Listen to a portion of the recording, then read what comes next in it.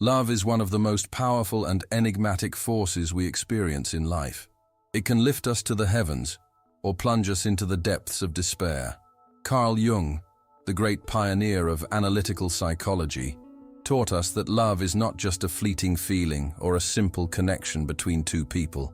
It is a reflection of our own psyche, a manifestation of our shadows and our true essence. From the moment we are born, our soul yearns for a deep and meaningful connection. However, most people seek love outside themselves, unaware that the key to attracting healthy, lasting love lies within. Jung showed us that every relationship we form is a mirror of our unconscious. Toxic loves, frustrating relationships, and repetitive patterns are not mere coincidences, but expressions of aspects of our own psyche that we have not yet recognized or integrated. Think for a moment about the relationships you've had. Perhaps you've felt an inexplicable attraction to someone, as if an invisible force drew you to that person. Jung explained this phenomenon through the concept of projection. What we do not accept in ourselves, we see reflected in others. If you haven't healed past wounds, if you carry insecurities, or if you resist confronting certain aspects of your own shadow, you will attract people who manifest those same conflicts externally. The unconscious is the silent architect of our relationships. It leads us time and again into situations that force us to confront what we don't want to. See, often we find ourselves trapped in cycles where love becomes suffering, where we cling to people who don't value us, or where we lose ourselves in the attempt to be accepted. But Jung invites us to ask ourselves, why do we repeat the same patterns? Why are we attracted to certain people and repelled by others? The answer lies within our inner world. Jung teaches us that we cannot attract healthy, lasting love unless we first work on our relationship with ourselves. Many people desperately seek to be loved without realizing that their greatest fear is actually love. Not superficial love, but real, deep, transformative love. Because that kind of love doesn't allow masks, falsehoods, or self-deception. It forces us to show ourselves as we are, with our light and our shadows. The problem is that most people have built an identity based on fear, rejection, or the need for approval. From a young age, we learn that we must be a certain way to be accepted. We learn to repress our emotions, hide our true needs, and settle for what is given to us. We grow up believing that love is something we must earn, that if we are good enough, attractive enough, or successful enough, someone will choose us. But Jung reveals a different truth. Authentic love is not something to beg for. It is something to cultivate from within. Every time you encounter a relationship that doesn't fulfill you, that hurts you, or makes you feel inadequate, it's not destiny punishing you. It's your unconscious showing you what you still need to heal. If you relate to people who make you feel abandoned, perhaps there's an inner wound of abandonment. If you attract people who don't value you, maybe it's because deep down, you haven't yet learned to value yourself. Healthy love isn't an accident. It's a natural consequence of inner work. Jung taught us that the first step to attracting the love we truly desire is individuation, the process of integrating our psyche. We cannot expect another person to fill the voids we ourselves have refused to face. We cannot demand love if we haven't learned to love ourselves, with all our imperfections. Individuation is a difficult journey. It confronts us with our deepest fears, insecurities, and the parts of ourselves we've repressed for years. But it's a necessary path because only when we've integrated our shadow and embraced our authenticity can we attract someone who sees us as we are and loves us unconditionally. Imagine for a moment what a relationship based on authenticity would look like. A love where you don't need to pretend, where you're valued not for what you appear to be but for who you truly are, where connection isn't based on the fear of loneliness, but on the freedom to share without losing yourself. That love exists, but to reach it, you must first confront the truth of who you are. Often, fear stops us from taking this step. We cling to relationships we know aren't good for us because the emptiness of loneliness feels too terrifying. But Jung would say that loneliness isn't the problem. It's the fear of confronting ourselves that truly frightens us. When we're alone, without distractions or someone to blame or idealize, We're forced to face our own reflection. Loneliness isn't a punishment, it's a gift. It's the space where we can discover ourselves, rebuild ourselves, without the pressure to meet external expectations. It's there that we can heal the wounds that have led us to seek love in the wrong places.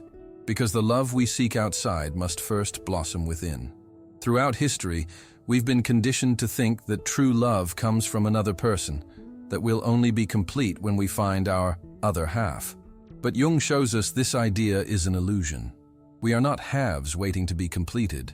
We are whole beings seeking someone to share our wholeness with. Healthy love isn't dependence, sacrifice, or self-denial. It's the union of two souls who have found their own light and choose to walk together without trying to extinguish each other. But to reach this point, we must free ourselves from the unconscious patterns that have kept us trapped in unfulfilling relationships. Every relationship you've had has been a teacher. Every pain, every disappointment, every unrequited love has been an opportunity to know yourself better. The question is, have you learned, or are you still repeating the same story with different names? Jung invites us to become aware of our romantic experiences, to analyze them not from guilt or victimhood, but from wisdom. When you understand the role your unconscious plays in your relationships, you stop seeing love as a matter of luck or destiny. You realize you have the power to change the narrative, that the love you attract is a direct reflection of the love you give yourself. When you understand that the love you attract mirrors the love you have for yourself, you begin to notice patterns that once went unseen. Jung showed us that the unconscious expresses itself symbolically, through repetitions, through relationships that seem to have the same outcome over and over. This isn't coincidence. It's a message the universe and your own psyche constantly send, waiting for you to awaken and make a new decision. Perhaps you've been in relationships where you feel you must constantly strive to be loved, where you fear that if you stop trying, if you stop being the version you think the other person wants, the love will disappear. But here's the raw truth. If love depends on how hard you try, then it isn't love. It's a transaction disguised as affection. Healthy love doesn't ask you to sacrifice your authenticity or become someone else to be accepted. On the contrary, it invites you to relax in the certainty that you are enough exactly as you are. But to experience this kind of love, you must first ensure you truly believe in it. This is where the shadow comes into play. Jung taught us that the shadow is the part of ourselves we've repressed, hidden, or denied. Maybe at some point in your life, you learned you were too emotional or shouldn't express what you truly felt. Perhaps you were told you weren't good enough and had to settle for what you were given. All these repressed beliefs become part of your shadow and end up manifesting in the relationships you attract. If deep down you believe you don't deserve healthy love, you'll unconsciously seek partners who reinforce this belief. If, in the depths of your unconscious, you fear true intimacy, you'll attract superficial relationships that never solidify. If your shadow makes you believe you need to suffer to be loved, you'll find yourself in dynamics where love always feels like a battle. But here's the key. Your shadow isn't your enemy. It's a doorway to liberation. Jung showed us that integrating the shadow is the most powerful step we can take toward individuation and true freedom. It's not about rejecting the shadow, but illuminating it with awareness. Every part of you that you've denied needs to be acknowledged. Every limiting belief needs to be questioned. Every pattern you've repeated needs to be understood. When you start observing your relationships not through judgment, but curiosity, you begin to notice what your unconscious has been trying to show you all along. Maybe you've always felt you must prove your worth to be loved, so you end up in relationships where you feel undervalued. Maybe you've attracted emotionally unavailable people because deep down, you fear being fully seen. Maybe you've sought someone to rescue you because, in your depths, you haven't learned to rescue yourself. None of this is random. Every relationship you've had has been an opportunity for self-discovery. But now the question is, what will you do with this information?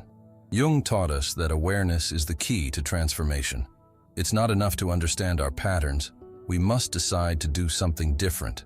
We must dare to break the cycles that have kept us trapped. Because the love we long for won't come from outside. It will come the day we stop searching for it and start cultivating it within ourselves. Here's where many people get confused.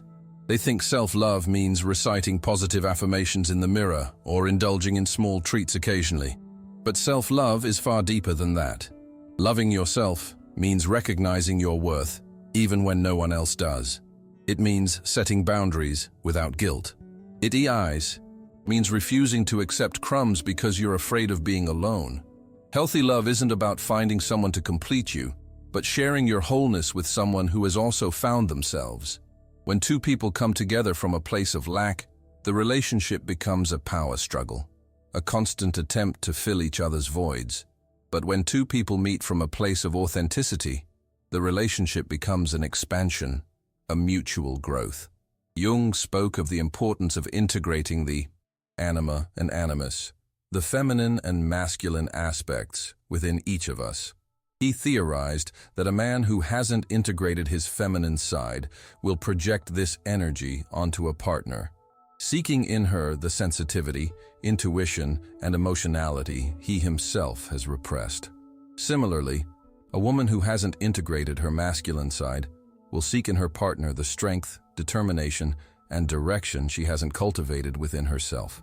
But when we integrate both aspects within ourselves, we stop seeking in others what we lack. We become whole beings capable of loving without neediness, fear of loss, or urgency for validation. Healthy love isn't dependence, obsession, or sacrifice. It isn't the fear of loneliness disguised as connection. It isn't losing yourself in another or demanding to be something you're not. It's a reflection of the love we've cultivated within. The love you attract will always mirror who you are in this moment. If you want to attract something different, you must become someone different. This doesn't mean changing your essence, but shedding the layers of fear, trauma, and limiting beliefs that have kept you from seeing your true self. When you dare to do this inner work, something incredible happens. Relationships that once seemed irresistible lose their appeal. You no longer feel the same urgency to chase what doesn't belong to you. You begin to discern the difference between attraction rooted in wounding and attraction rooted in authenticity. Suddenly, the right people start arriving effortlessly, without struggle or fear of losing them. This is the power of analytical psychology applied to love. When you understand that the outer world is a reflection of your inner world, you take control of your life. You stop being a victim of circumstances and become the architect of your destiny. Love isn't something you find, it's something you build, first within yourself, and then in every relationship you choose to have. When you start building love from within, something shifts deeply in your energy. You no longer seek external validation because you've found the source of your own worth within.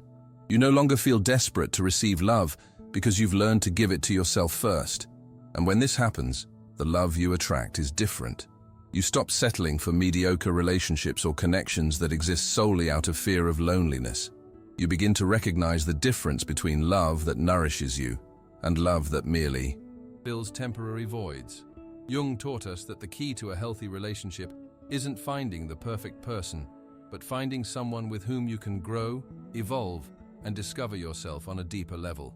Love isn't about finding someone who never makes you uncomfortable, but someone with whom you can explore your shadows without fear. True intimacy doesn't happen when two people show only their best versions. It happens when they can see each other fully, in light and shadow, and still choose one or another. Often we fall in love with the idea of someone, the potential we see in them, what they could become if they changed, grew, or did the inner work. But Jung warned us about this. We cannot build a relationship based on the expectation that the other person will become something different. Real love is acceptance, not a constant struggle to transform the other into our idea of what they should be. If you find yourself trapped in relationships where you constantly try to change the other person or wait for them to wake up and become what you need, it's a clear sign there's something within you that remains unresolved. Maybe you haven't learned to set boundaries. Maybe deep down, you feel you don't deserve better. Or perhaps there's a profound fear of loneliness that keeps you clinging to relationships that have already served their purpose. Healthy love isn't a repair project. You aren't here to save anyone or be saved. Each person is responsible for their own growth and healing. When two people meet from this level of consciousness, the relationship becomes a space of mutual expansion, not a battleground where each tries to mold the other to their convenience. The most powerful relationships aren't those where everything is perfect and conflict-free, but those where both have the capacity to see each other in their entirety and choose to love from truth. To love isn't just to feel passion or connection, it's to choose every day to be present in the relationship, without losing yourself in the process. Jung spoke of the importance of integrating the unconscious into our relationships. When we aren't aware of our wounds, we project them onto others. We see in our partner what we refuse to see in ourselves. Blaming others is easier than taking emotional responsibility. But if we want healthy love, we must be willing to look inward and ask, what part of me is creating this reality? When we stop blaming and start observing, we realize every challenge in our relationships is an opportunity for growth. Every misunderstanding, every wound, every disconnect is an invitation to deepen our self-awareness. This doesn't mean tolerating harmful relationships. It means asking ourselves what led us there and what we can learn from it. Relationships are the purest reflection of our internal evolution. If you always end up in relationships where you feel unappreciated, the message is clear. There's something within you that hasn't yet learned to value itself. If you constantly attract people who abandon you, perhaps there's a part of you that fears abandonment and, without realizing it, recreates that reality again and again. The key to attracting healthy, lasting love isn't changing others or waiting for the ideal person to appear. It's becoming the person you want to be with, because love isn't a matter of luck or destiny. It's a manifestation of who you are in this moment. The unconscious always seeks balance, which is why it leads us to the experiences we need to grow. If you've endured painful relationships, if love has felt like a constant struggle, it's not because you're destined to suffer. It's because there's a lesson you haven't yet integrated.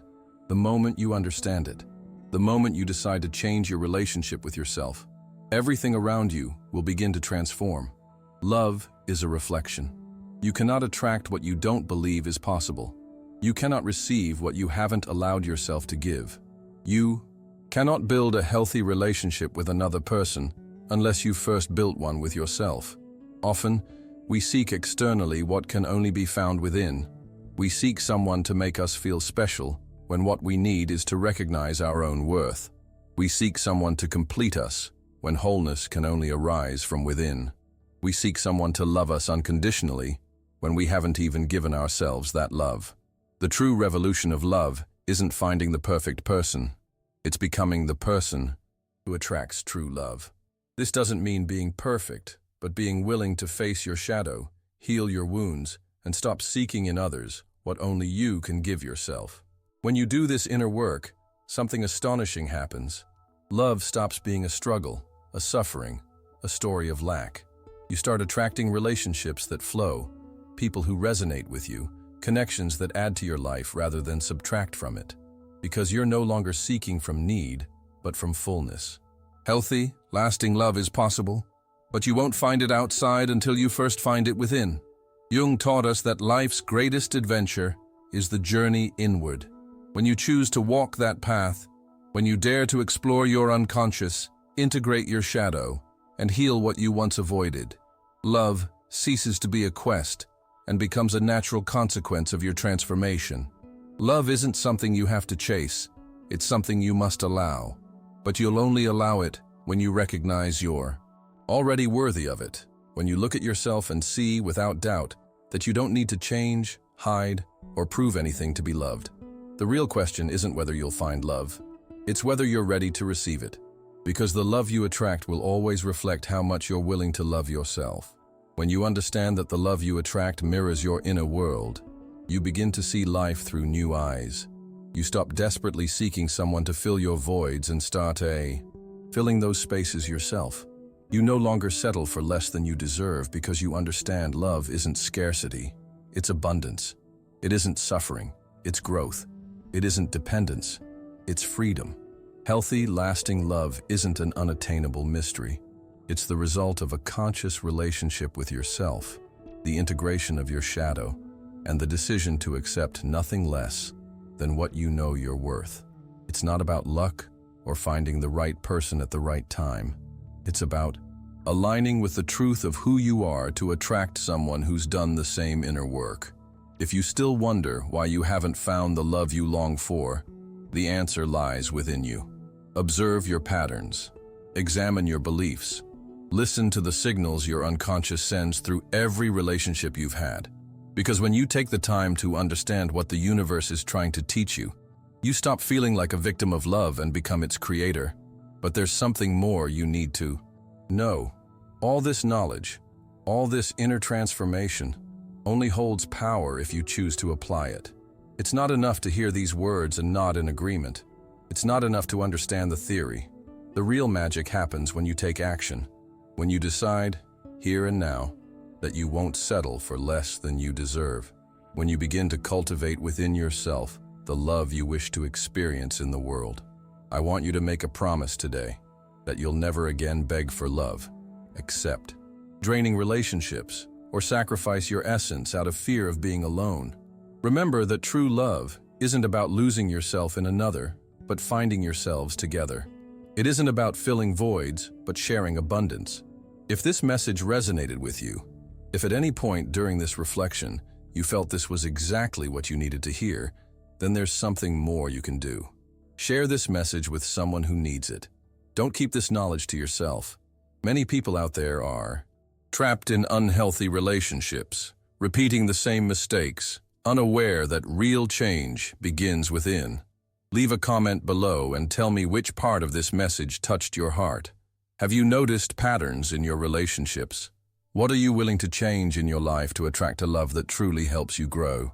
Your words might inspire others on this same journey. And if you haven't already, subscribe and turn on notifications, because in this space, we talk about what truly matters: the mind, the soul, and the power we hold to transform our reality. Every time you share, comment, or interact, this message reaches more people.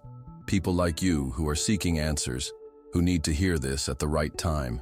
Together, we can make this knowledge transform many lives. So tell me, are you ready to attract the love you truly deserve? The answer has always been within you. Now it's your turn to take action. See you in the next message.